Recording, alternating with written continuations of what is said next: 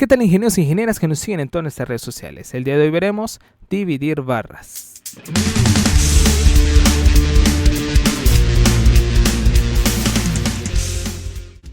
Para dividir barras nos vamos a nuestro menú de opciones. En la pestaña de editar encontraremos barras diagonal placas.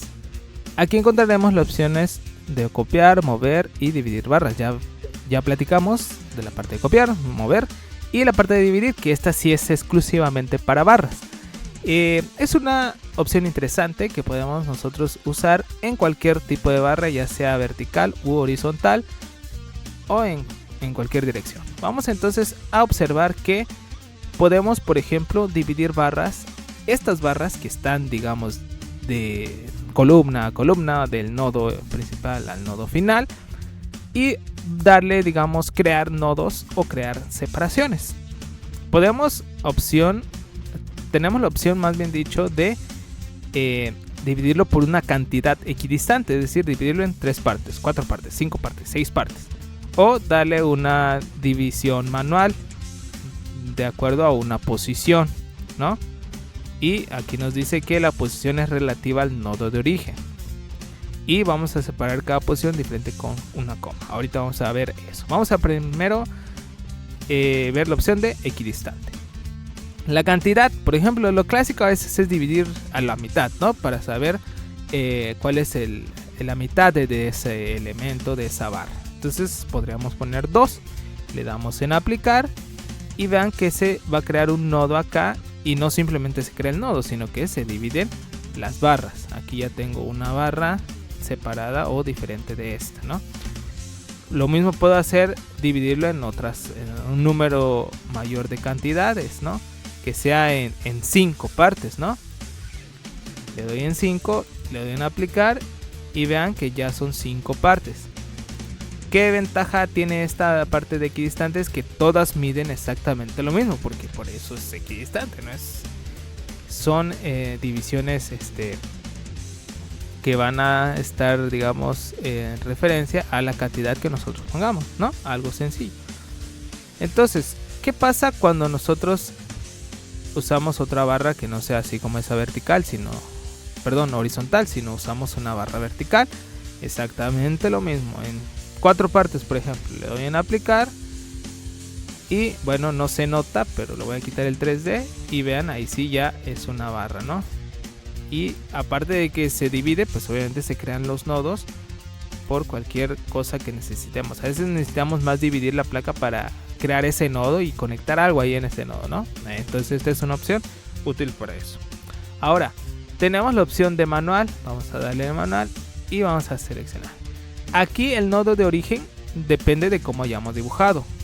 Por lo regular siempre dibujamos conforme los ejes globales, es decir, las columnas las hacemos de abajo hacia arriba, las vigas las hacemos de derecha a izquierda y igual de abajo hacia arriba dependiendo del eje que estamos, pero siempre hacia dirección positiva del eje global, es decir, en X, si X es, digamos, positivo hacia este lado, pues vamos a iniciar de aquí hacia allá, ¿no?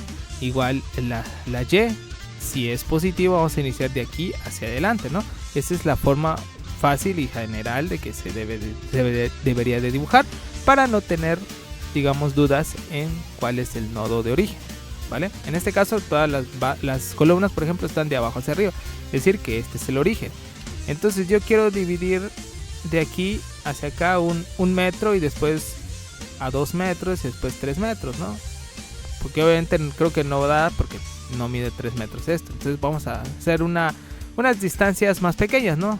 A 0.5, ¿no? Por ejemplo, a 0.5 el primero, el segundo que esté a 2, el tercero que esté a 2.54, ¿no? Recuerden, todas estas medidas aquí nos dice están relativas al nodo de origen. Entonces vamos a dar en aplicar. ¿Y qué pasa? Este nodo está a 0.5 del nodo de origen. Este otro nodo está a 2 metros del punto de origen. Y este último está a 2.54 del nodo de origen. Entonces esa es otra manera de dividirlos. Y vean que si selecciono esto, pues obviamente está dividido, ¿no? Entonces esa es una, digamos, opción de forma manual que tenemos para dividir barras. Y esto, como les comentaba, puede ser en diagonal, en vertical o en horizontal, no importa. De hecho, podremos hacer, para que no se queden con la duda, con una diagonal voy a crear o dibujar una barra en forma diagonal de cualquier